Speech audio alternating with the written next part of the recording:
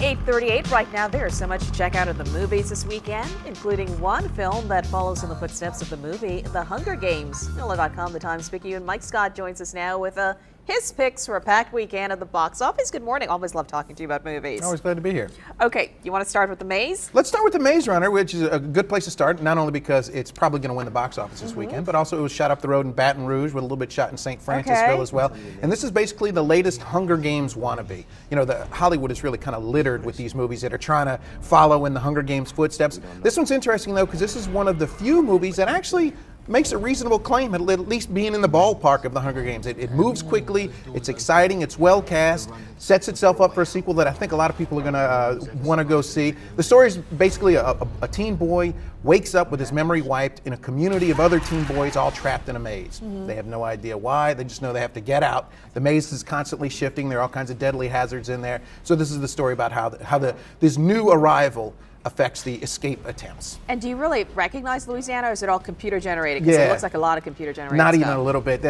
When they're in this field, they call it the glade, the center of the maze. That was shot on a farm in St. Francisville. When they're in the maze, that was actually shot on a soundstage in Baton Rouge. Actually, it's a former Sam's Club turned into a soundstage like so many other warehouses around here. So, you know, there's nothing identifiable, but it's still fun anyway. I love it. It keeps you moving, and, you know, it keeps you really glued to the screen. Absolutely. A Walk Among the Tombstones. This is a Liam Neeson film, and it's Liam Neeson kind of doing the Liam Neeson thing. You know, he comes in, he's a man with a particular set of skills who goes in and sort of, in this case, pursues doggedly a pair of kidnappers.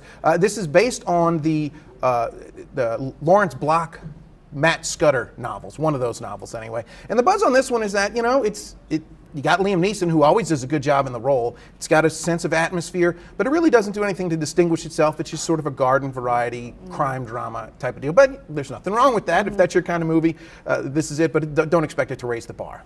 Fast-paced, like Taken? Exactly, it's that kind of movie. Okay, like that. This Is Where I Leave You.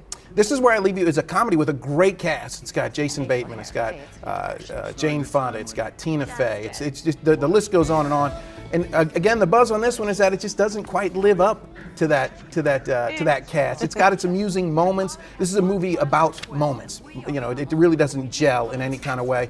You know, it's some nice lighthearted entertainment, though. It's not terrible, but it's not what it should be, is the word on this one. Okay, and lastly, you've got a limited release indie. Oh, we've got a bunch of There's no fewer than like 12 movies opening this weekend. We can't possibly get to them all, but there's like Kevin Smith's latest Tusk is going to be in theaters. The Disappearance of Eleanor Rigby, which is an indie art house starring Jessica Chastain, that's getting a lot of positive attention.